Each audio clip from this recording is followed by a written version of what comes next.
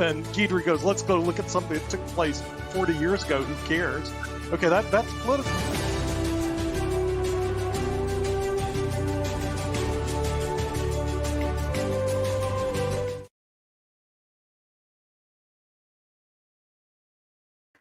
Welcome to International Broadcast Media, IBM TV, and this is another edition of The Lawyer's Den, a unique and interesting program that we kind of discuss about a bunch of different topics, and we have a bunch of generally agreeable but disagreeable points of view. So with that in mind, I'm looking for my erstwhile friend, my co-pilot, and there he is, Nick.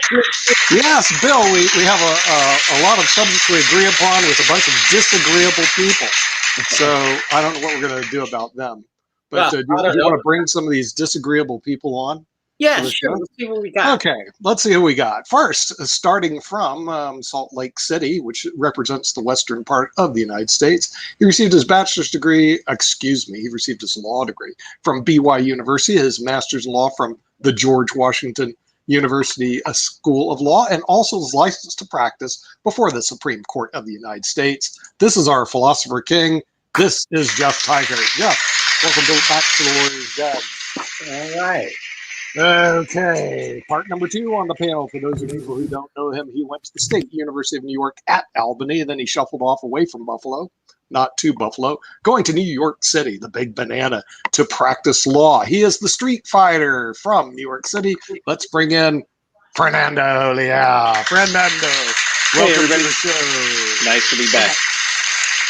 Now, because we are an international broadcast meeting, we do broadcast this in 122 countries, so we do thank our viewers in India, New Zealand, and all these other crazy places that watch us. We have this lady who came in from Lithuania. From Lithuania, she went to the University of Denver School of Law, where she received her Juris Doctorate, then a master's in international law from the University of Denver. Now practices law in the great state of Florida. Let's bring in the class of our class. All right. And last but not least, and probably the least and the last, is this gentleman who went to the University of Southern California, received his bachelor's degree, and he's still a bachelor, I think. Then he went on to receive his law degree from the Ohio State University, his master's in crime at the University of Alabama. I guess you can learn a lot there. And then his master's in law from NYU, and then also teaches law at Georgia College. Let's bring in our professor, Adam Lamparero. Adam, welcome back to the Den. Thanks, Nick. And of course, we have to have our Den master who went to the State University of New York at Buffalo, and he is the Honorable Bill Trezevant, the Den master. He's going to lead us to victory on our next topic. And Bill, what is the next topic for today? Well, this is a topic that it's beginning to receive some attention, but it's a really unique topic. And quite frankly, we are breaking new ground. And it's critical race theory. And for that, because it's clearly above my head, I want to turn to our lead person on this matter, and that is Jeff. Jeff, can you help our audience just kind of explain to them what we're doing today? Well, I don't claim to be an expert in critical race theory either, Bill, but I can tell you what I know about it.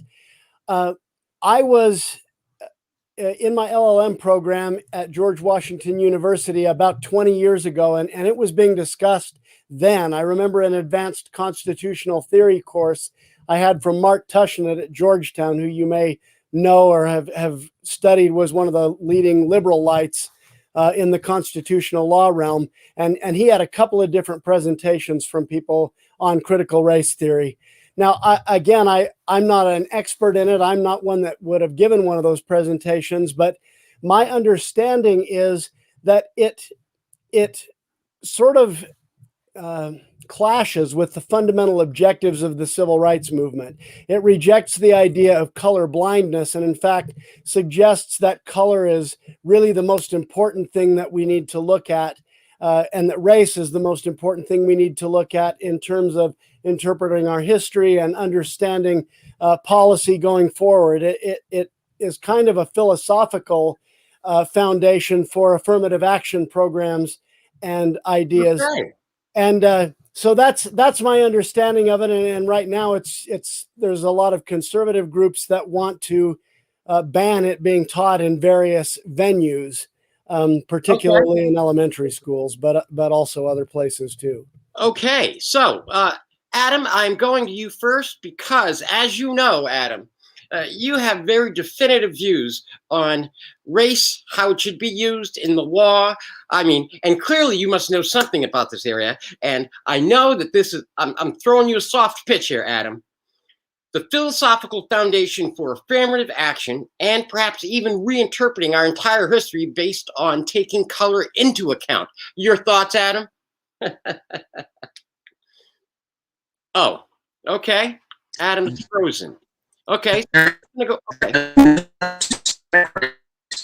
Okay, Nick, we're going to go to you next while we figure things out with Adam.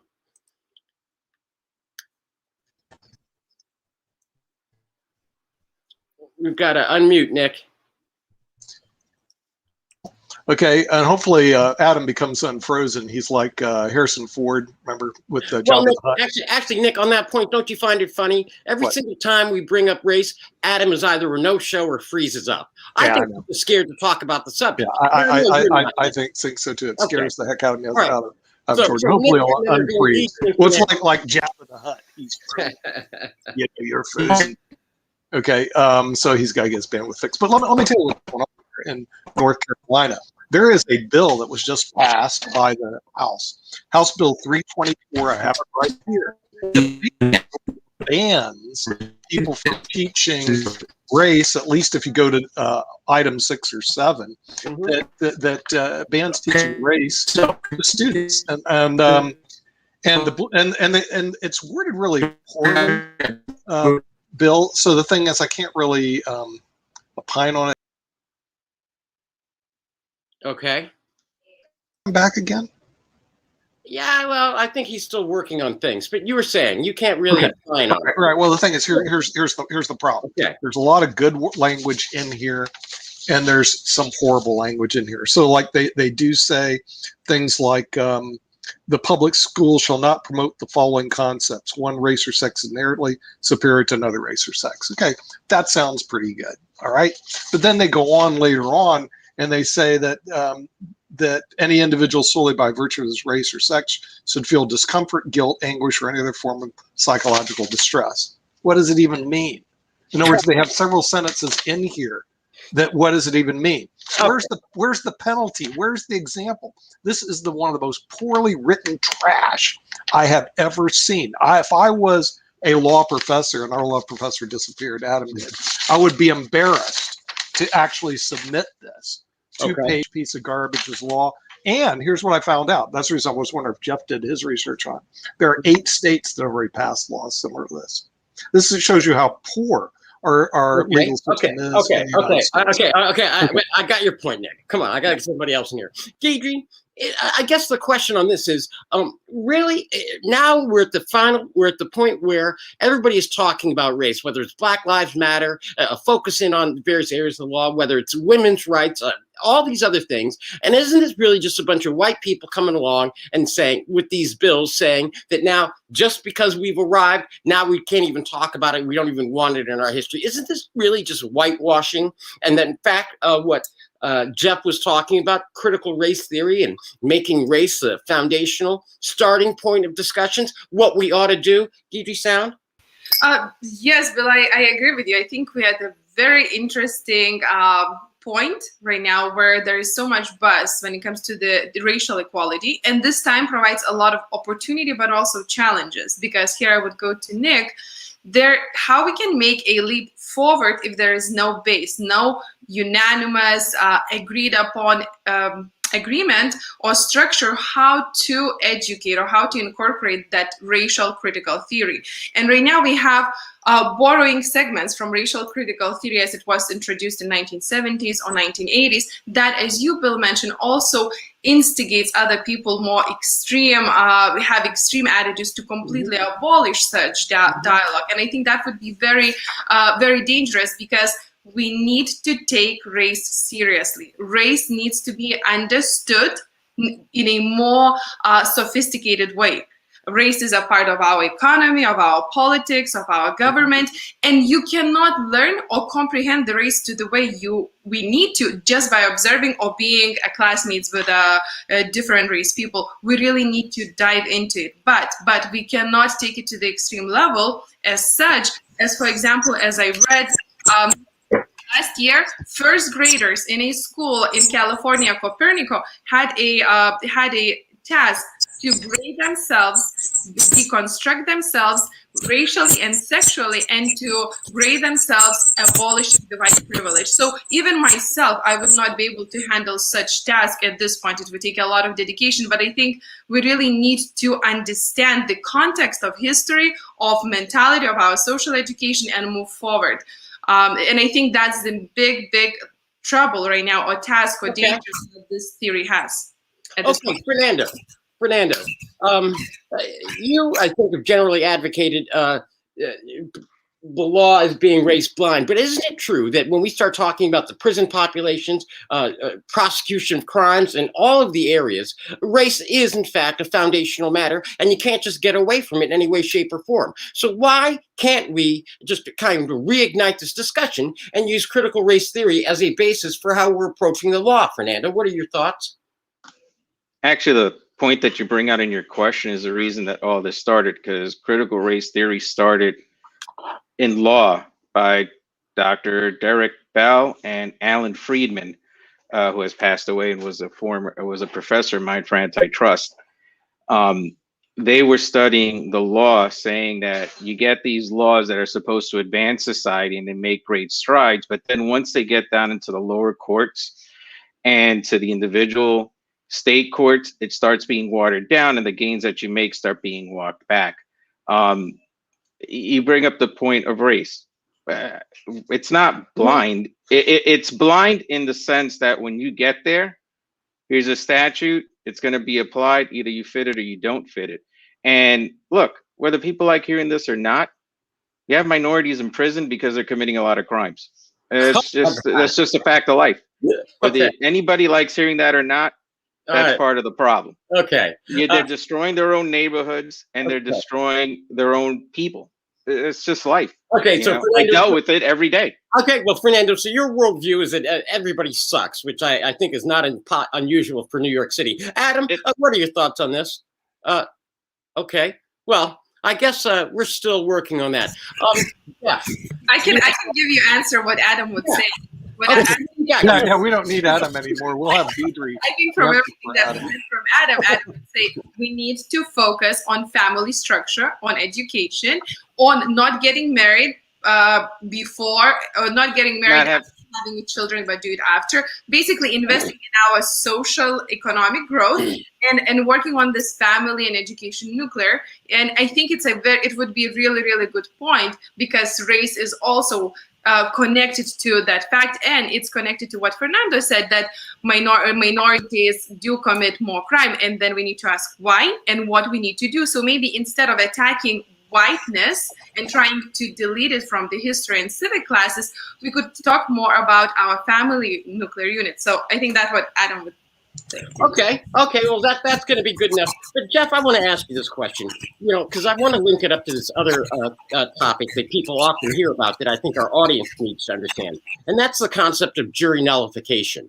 And that essentially just says that, at the end of the day, regardless of what the law is, if a person is charged with a crime and the jury doesn't believe that that person should be found guilty, even if they did it, they can vote to not convict or refuse to convict that person. Now, Jeff, my question to you is, since race has been used so often in the law to unfair or disproportionately prosecute minorities, regardless of what Fernando says, why can't I affirmatively in court, and do I have an affirmative obligation as an attorney to go into court when I have a client who is a minority and make race central and focused to the entire proceeding, and then ask the jury to say, let him off because he's either black or Hispanic or, whatever you want to call. Jeff, don't I have that obligation?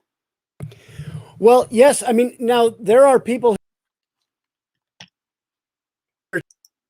qualification. I think that ignores a lot of common law history. If you go clear back to the reign of Bloody Mary in England, there was a famous trial, famous at the time anyway, of Sir Nicholas Throckmorton, who was a member of Parliament, and he had lots of access to resources and so on, but he was probably guilty of conspiring to overthrow Queen Mary. He was a Protestant and favored the Protestant cause. And the jury refused to convict him. They kind of got the subtext of what was going on and would not support the Queen. And the judge, who was, of course, serving at the pleasure of the Queen, told them they needed to go back and deliberate further and find the prisoner guilty. And they went back to the jury room and they deliberated more, and they came back and said, nope, we find the prisoner not guilty. And the judge sent the jury to the Tower of London. It is one of the first cases of jury nullification known in English common law history. But the reason I bring this up is jury nullification is a way for the common citizen to stand between the elites that govern the society and hold political power and the average person who is kind of helpless against that kind of power. Okay. I believe you ought to be able to argue for it. You won't always win. You keep taking me back to the common law, and I mean, I got to get that. But right now, I want to talk about Nick, because Nick has the law. Nick, isn't this really just a bunch of white guys trying to continue to perpetuate their oppression of black people? Because why can't I argue racial nullification every single time it happens? Because isn't it just a bunch of white people that are mad that Black Lives Matter, Nick? Sure you can, Bill, but the only question is, will the judge let you get in those arguments, depending on what the violation is? And so more to Fernando's point, while they're committing a lot of crimes, a lot of the crimes are crafted for them. In other words, and placed into this position. I'll give you a good example. Number one, the economics. Okay, you come from a poor family, you're in a poor neighborhood, and you're looking to make some money. Okay, and then you look ways to make money and they're not there. So you go into drugs, and they make drugs all illegal. In other words, and then the people that use drugs, which is really a health condition, they make it a crime. So what they're doing, and this is our systematic problem, and of course it bleeds over to systematic racism. What we're doing is we're having laws that encourage crime. And so what you need to do is first get rid of some of these crazy drug laws. Get rid of them. It'll reduce a lot of the crime. Then you won't have guys like Fernando getting rich saying, well, I'm here to defend you because you committed crime. What was it? Well, I smoked a joint. Oh, come on, Bill. And then you put 1 million people in jail. And then Fernando looks like, well, they're criminals. I'm not.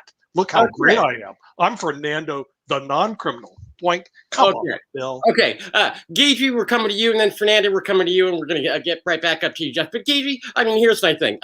This time, this has to be your own answer. I don't want to hear you, be a puppet for Adam, because clearly he keeps avoiding these conversations. He's always disappearing. It's always a problem, and I think he's just scared to argue with you, Gagey. Now, I happen to find you delightful as an attorney, but I don't know why Adam's always scared. So, Gagey, Fernando, and then Jeff, your thoughts? Your question, Bill, that you asked, whether attorneys should always mention race no matter what the case is about. I think the question goes to first of all, yes, we have to be diligent and to protect the best interest of our client. But talking here and diving more in depth of it, we have to ask ourselves, how honest is our agenda? So how honest is this critical slavery theory, critical racism theory agenda, and how far we want to push it, into what fabrics, how much it is needed, and what would be circumstances of it or consequences of it. And I think that right now, what's happening right now, this push, rather uneducated, I would say, is dividing the society further and really not creating more harmony or step forward. And I do not think that this kind of mentality or push, how it is done, is actually achieving what it's supposed to achieve. And that is where is my concern with this. Okay. Fernando, I'm going to you. And Adam, I'm just going to test you out to make sure you're still here when I get back to you. But Fernando, isn't this really the question? Isn't critical race theory, and our role as lawyers to bring this up and be cognizant of it, isn't that just another form of affirmative action? Because for so many years and decades and at least a century, the law has been used in a racially disparate way. So why can't I just have an affirmative action program so that if I'm a person of color and I get caught with a crime, I get paid for free ride? Just like, hey, Bill, you get off on this one because you're black and there's been a history of discrimination. Fernando, isn't it just affirmative action, and isn't it the right time to now have that conversation? Oh, the criminal system is the wrong place to have that conversation in. And I would like Nick to explain to me which is the physical condition that crack cocaine takes care of and heals you from, because I don't know it. Maybe you and your great white wisdom know it. I don't know, you keep talking about, and I want to address this point, that the laws are made to put people into these situations. It's nonsense. It's mentality. These people have a mentality that they want fast, easy money. And to have fast, easy money, they shortcut and take the easy routes. And that's when they end up in jail, whether it's selling drugs, whether it's joining the mob.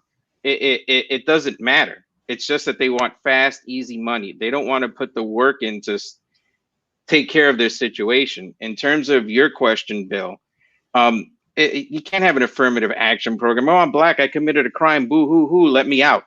That's complete and utter nonsense. So yeah, I walked into the bodega, I shot the store owner, I shot the little kid that walked in to get a bag of chips, but you know what? I did it because I'm black, or I did it because I'm Hispanic, I'm downtrodden, let me out. No, bullshit. That's complete and utter nonsense. And it's that mentality. It's that mentality that they're poor little victims.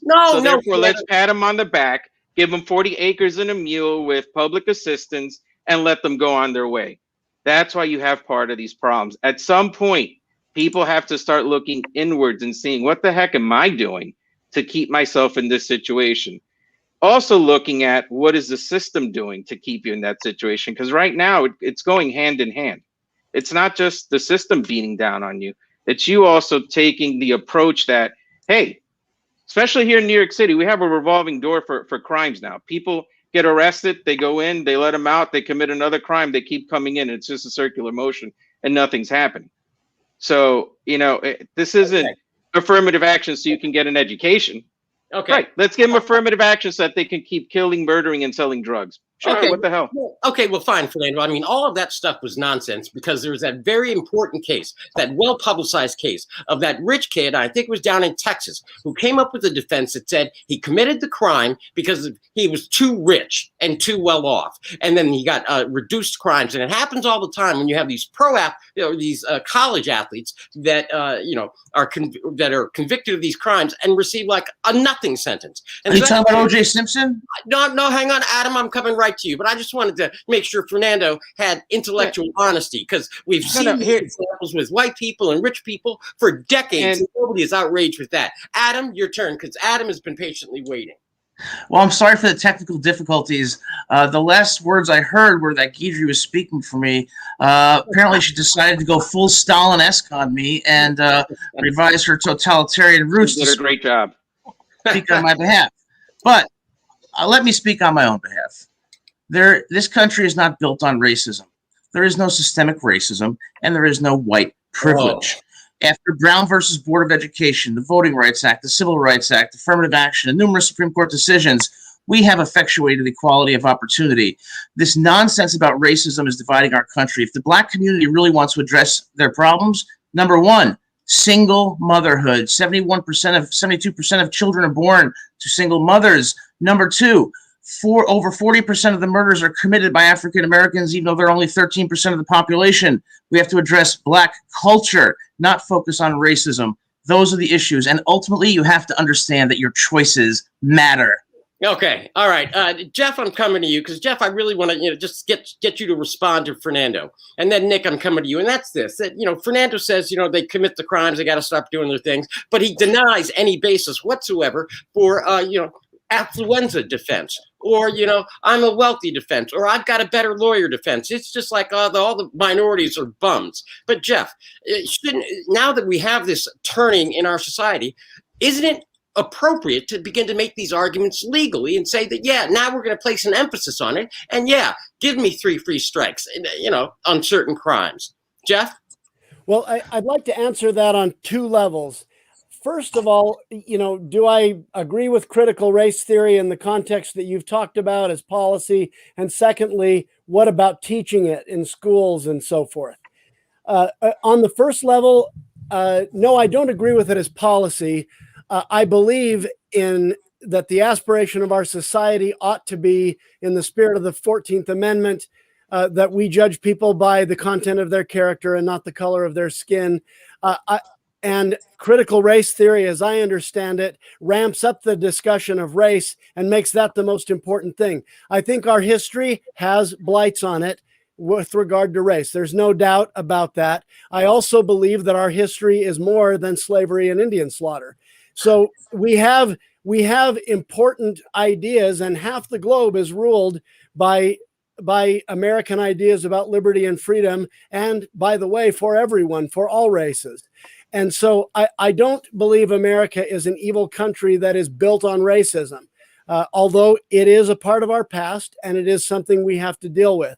I also believe on the second level, when we talk about teaching it in schools. Now, at the university level, I believe in academic freedom for scholars. Mm-hmm. I believe if you believe in critical race theory or you want to explore it, it is a way to look at the world, and students ought to be exposed to it. I differ when we are in elementary school that we teach critical race theory as truth. I don't believe that schools ought to be a place of political indoctrination for a particular viewpoint. And so I believe they need to be taught the facts of our history without the interpretation that it's all about race. Okay, well, Nick, I'm coming to you. But I mean, Jeff was, I think, using, his legal argumentative skills by slanting, with indoctrination and all these inflammatory words in school. When I'm just like, why can't the kids read a book that says, hey, this happened? Adam doesn't believe there's any racism. Jeff will only give us, a partial credit for over. I'll let Guidry speak for me. Okay. Yeah, I think that's an excellent because this is crazy. I think it's an excellent idea that Guidry should speak for you, Adam, because Adam doesn't know anything. Adam doesn't know anything about white privilege. I do. Okay, as a white privileged person, and I'm proud of it. My family settled this area in 1665. I was looking up Thomas Vandermark. Well, that's before the United States even exists. So you stupid originalists, let me tell you something. My family was before your originalists even were babies in the woods. Mm-hmm. Then what happened is we developed a lot of wealth over a period of basically centuries. And then even my cousin was the Attorney General of the bloody United States of America, And so the thing is, it's almost like this. We all know everybody in our family are going to be millionaires. Why? Because of the multi-millions that were ahead of us. And then Adam jumps up and says, oh, everybody's equal. Adam, let me tell you something. PWT, everybody isn't equal. Okay, there are some people that are more equal than others. I happen to be one of them, and I'm proud of it. I'm happy with it, and too bad for you and the rest of the people that are listening to the show. Okay, Guidry, I'm coming to you because this is because I heard you fudging a little bit. It's fun to be rich in America.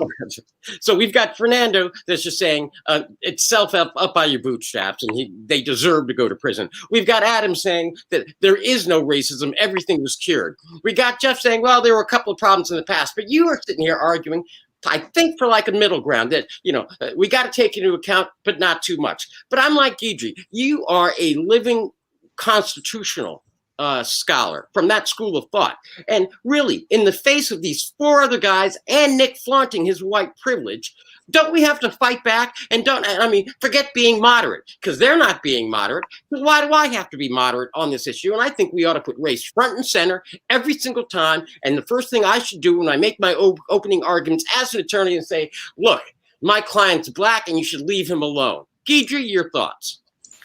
Well, I think you can do that, but you cannot forget context. You can put race in a center, but you need to give the context to it. Because not all the matters and all the issues deserve that or require or actually justify that. And by doing that, you could harm it in a long run because it definitely is going to have consequences. And I want to talk a little bit about the notion of racism and slavery that was mentioned, started by Nick. So in 1600s, so prior 1600s, to the United States were brought slaves from Europe and Africa. It was blindness when it comes to the color. Before 1670s, the slaves were categorized into savages and Catholics. But then after the 1670s, because it was easy to convert from savages to some kind of religion, in order to be able to export and maintain slaves, meaning that probably others than us who could work for free and we could torture them in different ways, then the race, the color came into play. And it would be completely ridiculous. It could be very ridiculous. And I think even unjustified to say right now with a fair face that our economy, our government, our politics are not intertwined with the racism. There is elite, the group of elites, and there is certain need to maintain people at certain levels in order to maintain that welfare and that capitalism that is being acquired. Yet, I'm not saying I'm completely disagree with current interpretation of this critical race theory, saying that race is a matter of all the evil in the United States. I think we need to unpack the subject and really level it by different levels of the people, of ages, education, and try to really understand it in a more comprehensive way. Okay. Fernando, I'm going Fernando, Jeff, and I'm coming back to you, Adam. But I guess, Fernando, I'd like you to respond to what Jeff said, because Jeff made it a two-part thing, and rightfully so, that there's the legal level, but then there's also the policy, or the educational level. Should it be taught in schools? Now, your position's pretty clear on whether it should be a factor at all. But do you think it should be taught either in grammar school, high school, college, or even law school, Fernando? Okay. Well, before I get to that, I'm going to address one thing. Since you get to attack and then you jump to somebody else, it is clear, Bill, that you have never tried a case in your life, and the amount of time that you have spent in a courtroom is close to zero. Because quite frankly, every single criminal case that is tried, one of the first things that is mentioned is my client is a minority, my client is Black, he comes from a broken home, this is what led him to all these things. Yeah, I know he butchered 30 people on his way here, but listen, these are the factors. Because sometimes it works, sometimes it doesn't. Sometimes it turns the jury off completely and you piss them off. So you have to pick and choose your battles and know who your client is before you go, when you are going to go down that road. For Jeff, I do agree with what he says. In terms of policy, I don't know how you could put this into policy, and I think it's nonsense. Just reading that North Carolina bill that Nick just read to us kind of shows the problems and issues that you're going to have to try to put this into some sort of policy. It's difficult. This is a sociology experiment, and this is what happens when people take legal theories and concepts and try to apply them to non-legal areas. They screw it up. In terms of teaching it in school, this should be taught at higher levels of education, maybe your senior year in high school, college, not at the grammar school level. At the grammar school level, you should be taught the facts. And slavery started before 1691, because everybody forgets Florida. Slaves are being imported into Florida as early as 15-something 1600s, when St. Augustine was established. I know, because clearly they were working for Nick's family. But here, actually, they were working for my family at that point. At that point, they were working for my family. Slavery built America, Bill. It was a great institution. We wouldn't be here today without slavery. So do you guys think the poor white transgendered boy in New Jersey has more privilege than the Black guy from Beverly Hills? Well, no. The person in Beverly Hills is maybe he does. Maybe the Black kid from Beverly Hills suffers from affluenza. But listen, for the record, that's a very rare disease, Bill. Let me tell you. I don't know. We had the fresh. I know only Nick has it. That's a rare disease. Very few people. Few people. I say something here. Well, no, Adam. I'm gonna come to you first. Adam's downtrodden because he grew up on a mobile home somewhere in the middle of Appalachia. So and now he's back to the same thing. But listen, if he came from affluenza, he'd be a happy man today. That's all I can say. Well, just for the record, for our audience, two things. Fernando, I do have over 100 trials under my belt. But, for the audience, and more importantly, because I doubt they're jury trials. Okay, Fernando. That sounds like bench trials. But for the record, because there are really two phases in a trial. There's the innocent or guilty phase where they actually decide, and then there's the what's the punishment phase going to be. Fernando seems to confuse the two, because when you bring up my poor circumstances, everything else, that's in the mitigation phase, which is the second part of the trial. I cannot have this misleading future attorneys out there. Adam, actually, you are wrong, because you can do it at opening and in closing. Clearly, those 100 trials are made up. Okay, that's right, all made up. Adam, Guidry, and then labor relation trials. What are they? Okay, pile on. Like I'm not exactly. Okay. We're gonna pile it on you, Bill. Okay, Adam, Guidry, and then Jeff. Adam, what do you have? And Adam, please do not give me the same 3-part answer. Okay, everybody's equal, Adam. That's it. Give me something new, Adam. Your turn. Racism is despicable, and every reasonable person agrees with that. If critical race theorists want to teach at colleges, that's totally fine with me. If they want to teach about our sordid history of slavery and segregation, that's fine. However, with the following caveat, I want them to also teach about Brown versus Board of Education.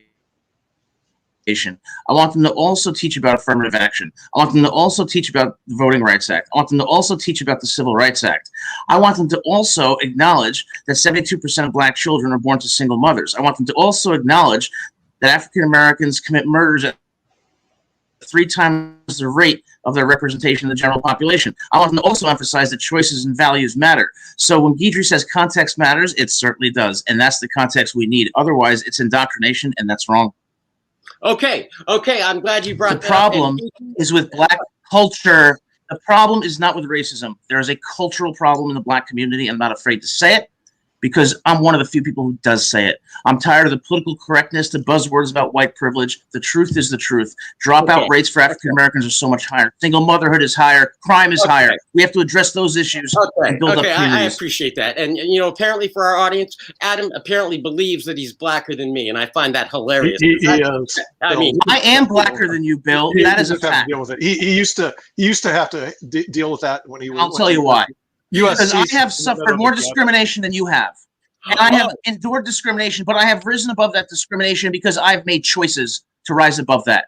And that's the key. Your choices, not your circumstances, determine your destiny. Adam, I appreciate this. I just want you to know I'm setting you up, because Guidry, I'm going to give you a softball on a subject that is close to Adam's heart, because you were talking about the context, and I really want you to tease that out. But as part of that, because I'm taking the lead from Jeff, and Jeff, I'm coming to you next. But when we talked about Roe versus Wade, and the context of Roe versus Wade, it begins with Lincoln's criticisms of the Dred Scott decision, and then all the other stuff, the anti-slavery, equal protection, freedom rights, and that was all context when race was made forefront and a part of the actual consciousness when it came to the law, which led to Roe versus Wade. Guidry, see, don't you believe it's that kind of discussion that we ought to reignite as we address the law? Your turn, Guidry. Yes, Bill. Absolutely. I do think in the society as an evolving, growing organism, which includes constitution, which includes Congress, different amendments, and creation of legal bodies. And we should understand that we are different right now. It's okay to be different. We understand things differently as well, and we should address it. I think when it comes to this critical race theory right now that has been used in different articles and dialogues and debates and politically motivated usually aspects, I think my problem is that we are becoming too extreme when it comes to talking about it. And my example would be talking about the most famous Black university, Harvard, that decided to completely dissolved its classics program. And right now we are talking about university with incredible historic roots that decides to dissolve its classic program because Socrates was not so well versed into gender and race issues. And for me, that sounds ridiculous. And I'm completely against that. But this is only one of the examples. There are a lot of multiple examples of elementary schools introducing subjects specifically catered to educating students and telling the students that it's not okay to be white, that choosing certain characters while avoiding talking about white characters in let's say United States Revolution war and so on. So Okay. Now, Jeff, this raises an interesting question I have for you. As an originalist, coming from the original school of thought, it seems that the whole discussion of critical race theory and what role race should play in the legal process runs completely counter to how you think the Constitution and the law should work in any way, shape, or form. How do you reconcile the two? Should there be an evolution in legal thought based on race, or should you just, with your originalist kind of school of thought, just be like, it's over and done with? Jeff? Well, my originalist view tells me that as a constitutional matter, at least, under the 14th Amendment, race is irrelevant and that it should be irrelevant. Now, I realize the Supreme Court has had two different interpretations of that, the first being Plessy versus Ferguson, which suggests separate but equal. Brown versus Board of Education is separate, cannot ever be equal. Now, if I look at that in the context of the 1960s and the civil rights movement, there were kind of, as I recall, two movements within the Black community. There were the Black Panthers and the Nation of Islam who believed in Black separatism, essentially the Plessy idea. And there was Martin Luther King and the Southern Christian Leadership Council that believed in the colorblind theory. And I think that they're fundamentally divergent paths, and I think the same debate is still going on today. Critical race theory, I believe, lines up with the Nation of Islam and the Black Panther Party and the other Black separatist movements that suggests that the Black community is best served by being insular and isolated and separate from the white community. I don't believe that. I think we've got to figure out a way to get along and live together. But if we look at the solution that our politicians are all united on for the Israeli-Palestinian conflict, they want separate but equal.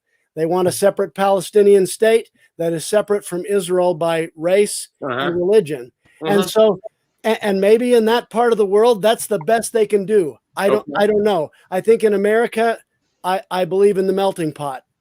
So okay, nope. I get that, Nick. I'm coming to you because look, it seems to me a bit unfair and disingenuous to argue with my current generation, that is, the Black Lives Matter, that for over 200 or plus years, you had these white separatist groups, the KKK, running free, getting elected to office. They're still running around, but now they're saying that somehow it's bad when somebody else comes along and says, hey, listen, I want my people to be represented as well. Now, Nick, isn't all of this just disingenuous argument? And rather, we should be moving either to my side of the fence or something closer to Guidry, because Fernando and Jeff and Adam, because he keeps disappearing, they're just completely clueless. Nick?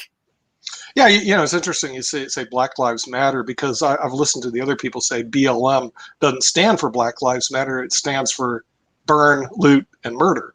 So I mean, you get these extremist positions around here, Bill. In any case, we do tend to spend a lot of time in this issue. And what happens is that, like I said, the North Carolina legislature has passed this bill that says, hey, we can't discuss this stuff. So I guess in our education system, it's something that is, at least if the way it's been interpreted, is that this whole issue will be off the air. Well, some of the stuff is good, like I said, but some of the stuff is really crazy. But still, we're not addressing the fundamental flaws of America, is that while we're doing this stuff, who's developing robotics? Who's developing high-speed rail? Who's developing genomics? Who's developing pharmacology? Who's doing all the innovative research? It's a country called China, who is projected to overtake us. So while we're all muddling in this race cesspool, and that Fernando's sitting there going, all these people are all trying to do these drug crimes, we're being passed by the Chinese. So I would expect that this will end pretty soon as we all start learning Mandarin. Okay, Fernando, because Nick invoked you.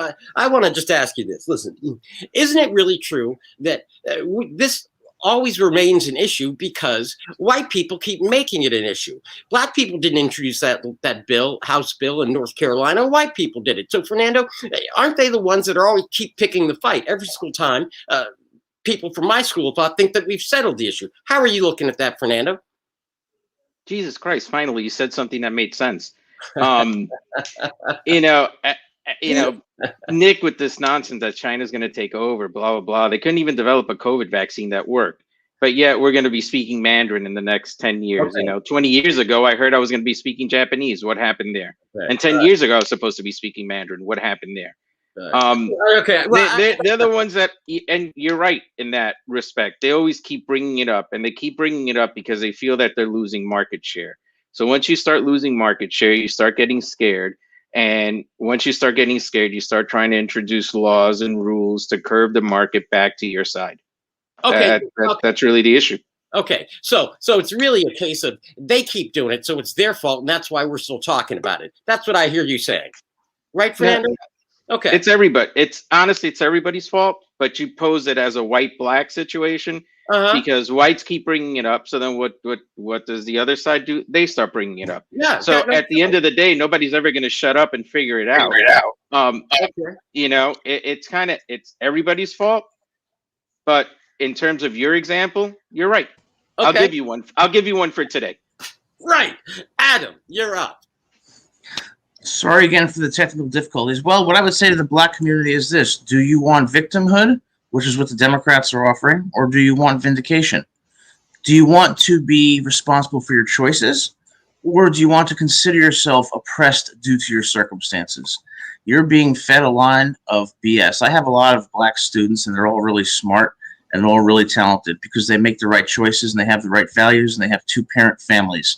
That's the key, improving the black community. It begins with families, values, committing yourself to education, staying out of crime, and not having children before you're financially stable. No one wants to talk about that because they call it racist. Well, that is the answer. No. Actually, today it's on critical race theory. Well, but that's the thing. About it. Bill, that's the thing. When I talk about these broader issues, it is about critical race theory because critical race theory is teaching nonsense. It's teaching black people that they are victims and that there's systemic oppression, and it's not true. Barack Obama was president. Michelle Obama was the first lady, and Michelle Obama had the audacity 2 days ago to say she was oppressed.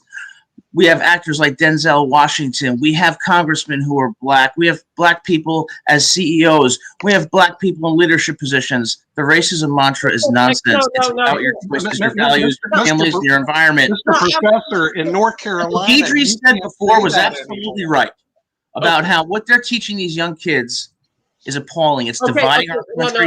Adam, no, I understand that part. But here's the thing. It seems to me that, yes, we do have those, limited examples of black achievement. However, in proportion to the entire population, they are minuscule. That's what I'm just going to say about that. Nick, I'm coming to you. And then there are over a dozen black deans that were just appointed at law schools throughout the country. This is nonsense.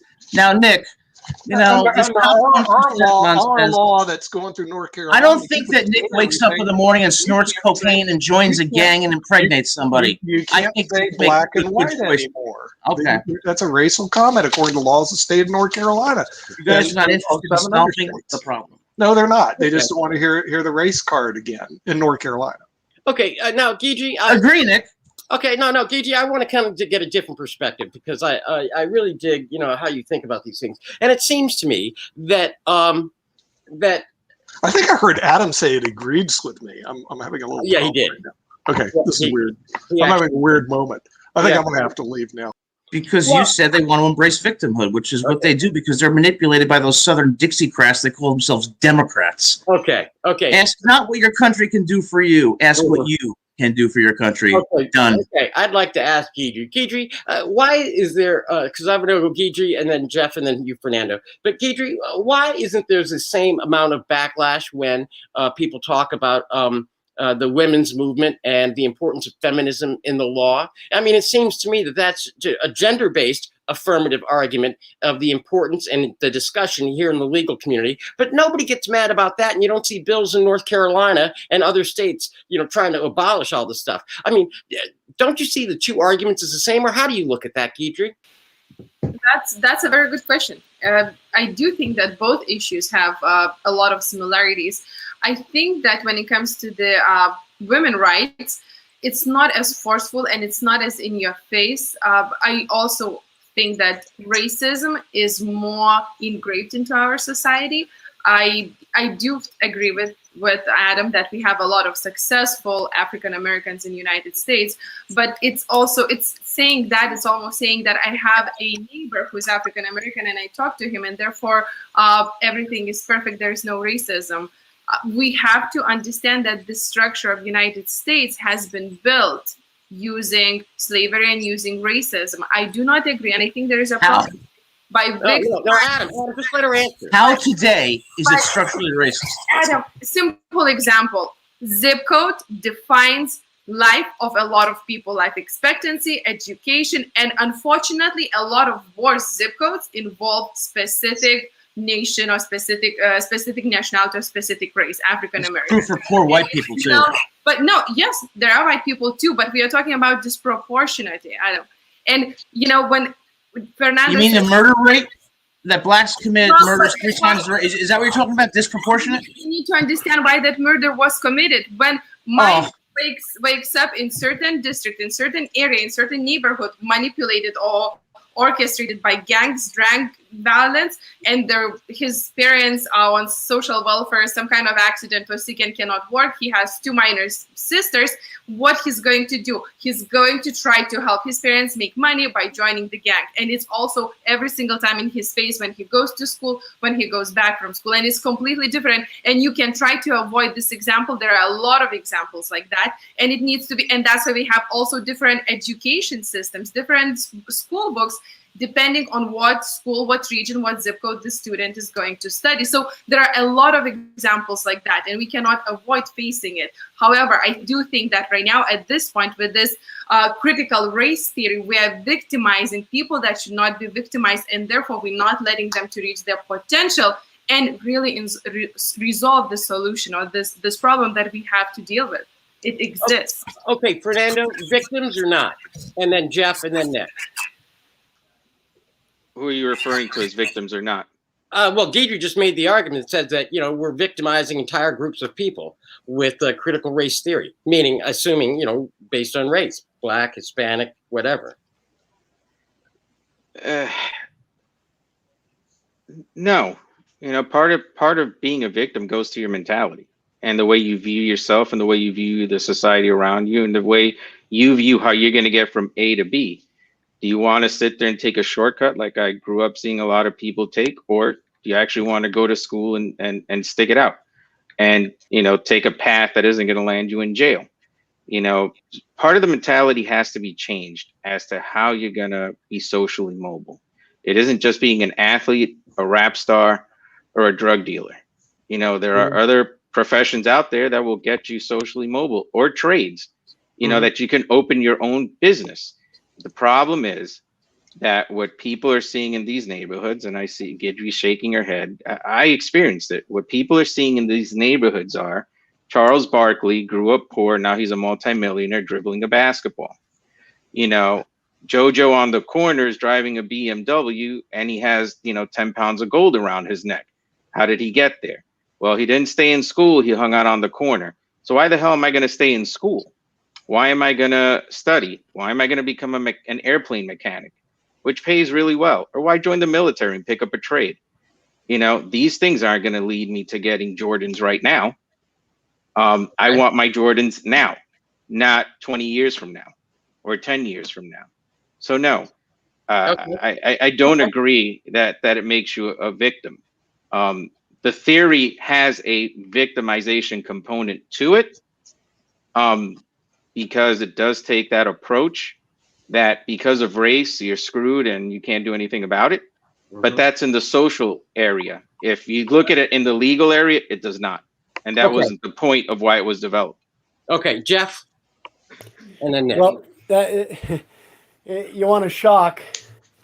There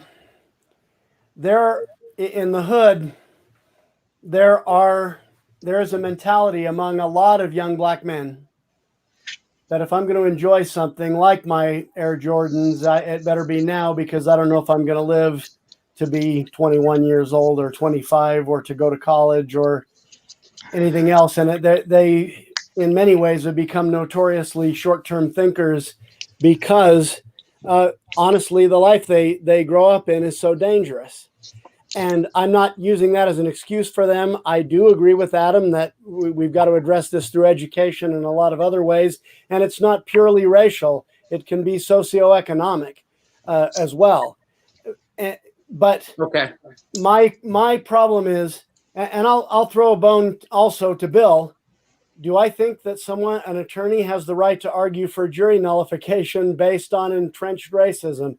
Hey, I think any way you can speak truth to power, you have a right to do it. I agree with Fernando that you got to be careful about that because it could backfire on you. But yeah, I believe that the jury is where you go to say life has treated this person unfairly, and try to put the jury between the elites and the downtrodden citizen, and you go in and you take your shot and you try to make that work.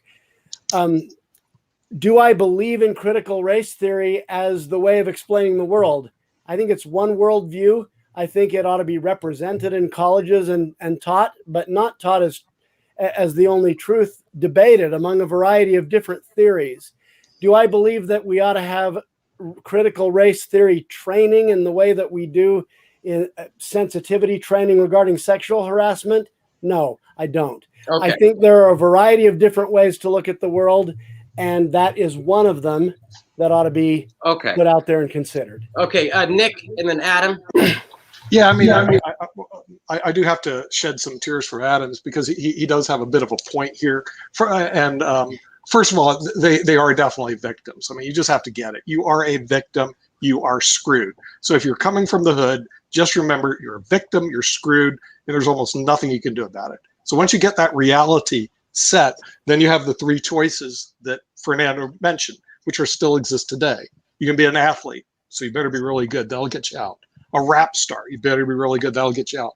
A drug dealer, and of course that's illegal, but we can make it legal. Then that would get you out.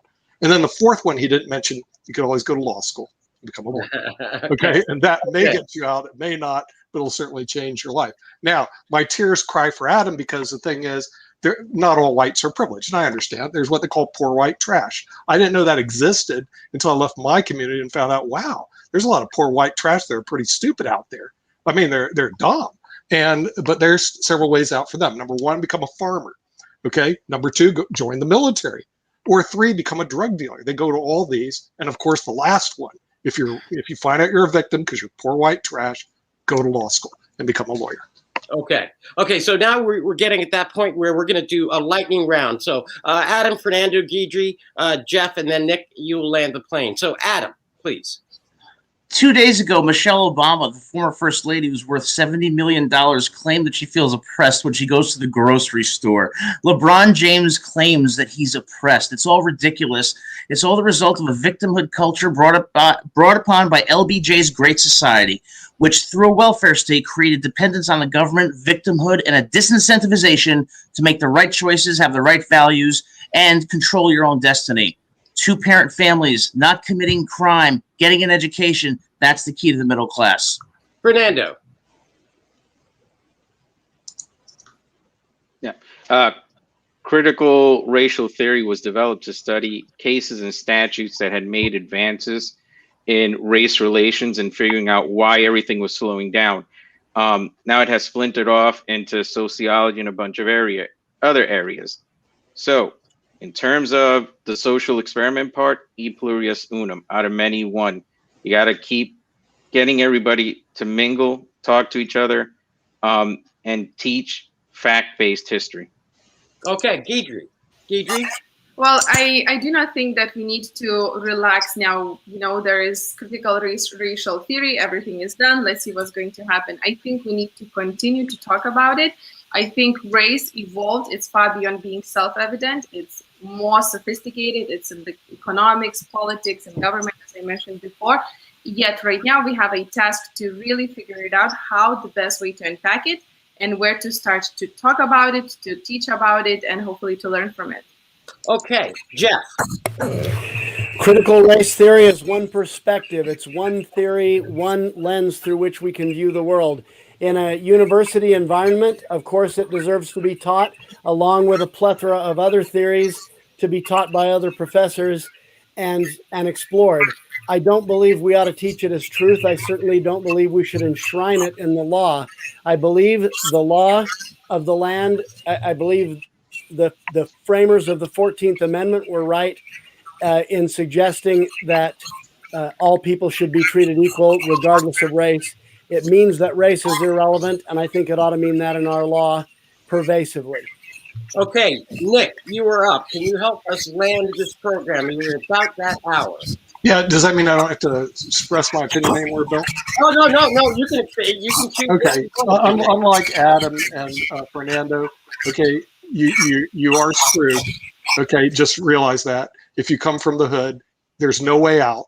You can make all those decisions. It won't make any difference. And then ultimately, you're going to end up in a wooden box. That's kind of life, and you're just going to have to deal with it. So that's just the way it is, Bill. I'm sorry. Read From Homeless to Harvard. But yeah, well, homeless to Harvard doesn't exist. Homeless to the wooden box does Yes, exist. it does. Okay, more off than anything. So with that, do we want to land the plane, Bill? I'd like you to land. Okay, yes. Well, thank you, everybody, for watching Lawyer's Den, and hopefully we'll see you at the next edition.